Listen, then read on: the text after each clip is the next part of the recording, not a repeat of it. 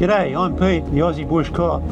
In 2012 I retired from the New South Wales Police Force and moved to King Island to become a homesteader, and I'd like to tell you some of my stories.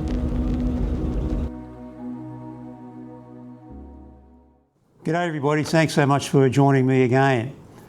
Before I get into today's stories, I want to tell you a story about a friend of mine that passed on just a week ago and pay tribute to him. His name was Roger, and my family and I first met Roger when we moved to Wellington around 1988. And I found out just a few days ago that Roger has passed on. And Roger was one of my friends up there, and in fact even lived in the little laneway that I lived in. Roger was a really different sort of a person. Roger had a genetic problem with his eyes called retina pigmentosa, which meant the longer he lived, the more blind he became. And when I first met Roger, I think he was around 46, and he was virtually blind then. And another part of retina pigmentosa is that you have very poor hearing. What the connection is, I don't know. So Roger was blind. He couldn't hear very well, and I think that also was the reason why he had a speech impediment. I don't believe Roger ever could hear properly from birth, and that's why he couldn't speak properly. Roger was a very keen Christian man, and that's how I met him at the Wellington Baptist Church. And I was at a Bible study one evening at a mutual friend's home, and Roger was such a humble man and so much in the hands of his Heavenly Father that and so aware of what was going on, he actually thanked God for his blindness. And I must admit that nearly floored me to hear someone thank God for making them blind, because it was Roger's sincere belief, and I would concur that without it, he wouldn't have got into the kingdom. He would have been proud. So it was a really interesting thing to know Roger. Roger was keen on speaking. He would speak at different churches. He would speak privately to people about his faith. And Roger, in the course of my life, I've met people that are enormously wealthy in a material sense. I've met people that I know have tens of millions of dollars in the bank, along with other great material wealth. But Roger was richer than all of them. Roger was 83, and now he's forever young.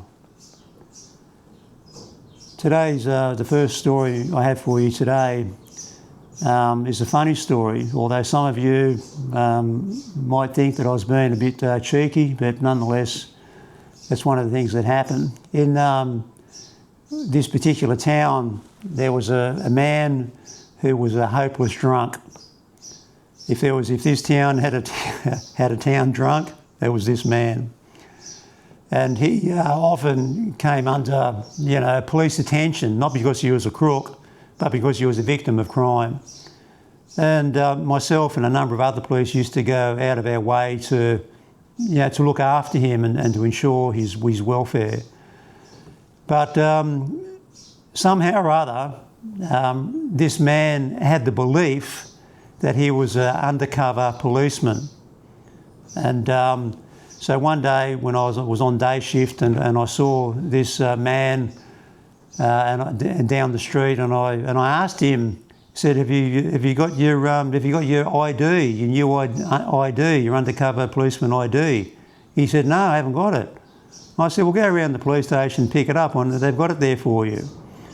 Anyway, so he ran round to the police station and asked the station constable for his ID, and he got told to leave quickly, you might say.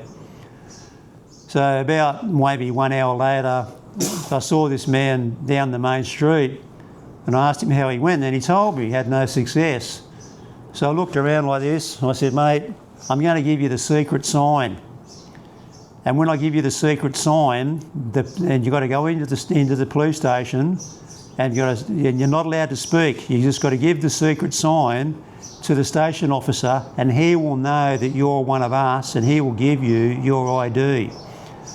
And so the secret sign I decided on the spot was this. Had to go like that. I said, you're not allowed to speak, just go like that.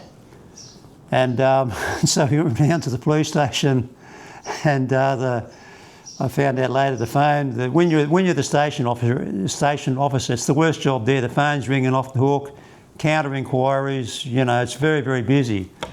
Anyway, this bloke was there, standing way back, and there's people in front of him, and he's doing this. And the station officer told him to get out again, quickly. Anyway, after he left, the sergeant, who was sitting in an area where he could see into this station area where all this was happening, and he said, what was all that about? He said, and the station officer says, I don't know, he said, but it's got something to do with Gillett meeting me. So it become quite a bit of a thing about this secret sign. The next story for you, I guess it's a bit funny too. One night we were working, and there was a call by a young lady who was quite intoxicated, and she couldn't get into her house. She'd lost a key or whatever it was, so she rang the police and asked for their assistance to get into her house. So we rocked up, and we saw this, don't know how to put it delicately, but she was, she wasn't small, and she was very, very drunk. And so we walked up to she was at the window, one of the windows to the house, and she wanted me to climb in through, or the window was unlocked, and you could unlock the window and climb in, and she wanted me to do that. So by using my torch, I could see inside this room. It might have been like a lounge room, I think, and there was quite a number of women asleep in a drunken state on the floor. And I said, there's no way in the world I'm going in there, because I could get in there, and then one of them could wake up and start screaming and try and attack me because there's a strange man in their house. And so I said, we'll lift you up. And so she agreed to that.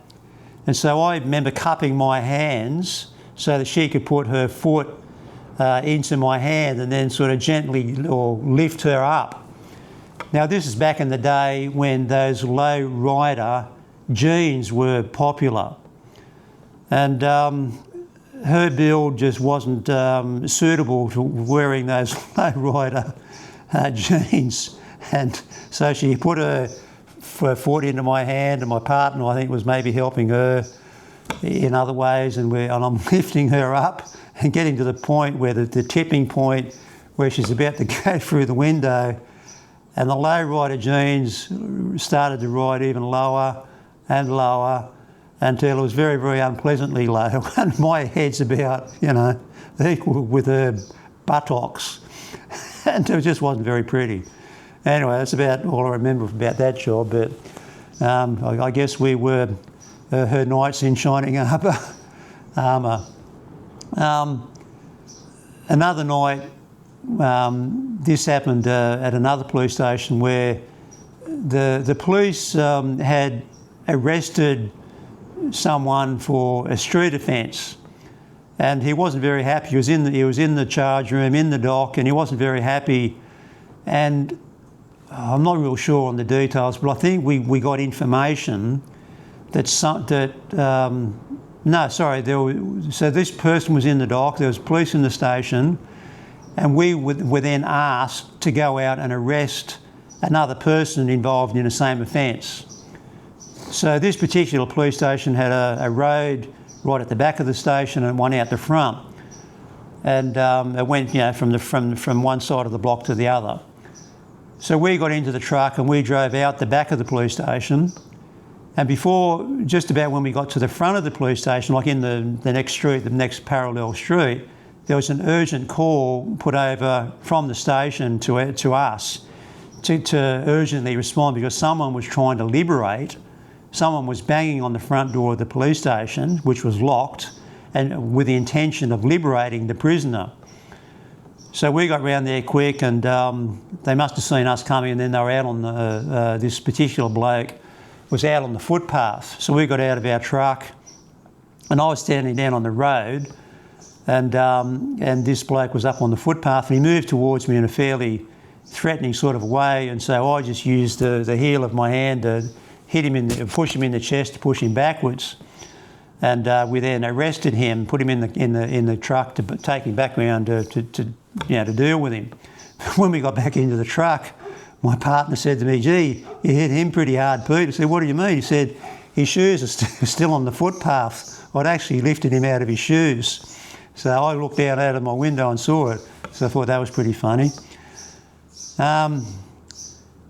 Another funny story for you is that one night this happened in Dubbo, and we had arrested a juvenile for a drink driving offence. And we'd already did what we had to do. He'd been breath tested and he failed it, and we gave him a summons to appear in court. But he lived a fair way out of town. He was what we would call a farm boy. His parents were farmers. And because he'd lost his licence on the spot for the offence that he'd committed, of course he couldn't drive home. So one of us had rang his home number, or his mother, and so if his mother came into the station to pick him up, and this young man was sitting rather forlornly in the foyer of the police station. So he's not in our custody anymore, he's just sitting there waiting for his mother. And his mother, there's electric doors that open, and his mother knew what he was in trouble for. And she stepped into the police station. I think she took one step and another half a step, and she just whacked him up the back of the head with an open hand.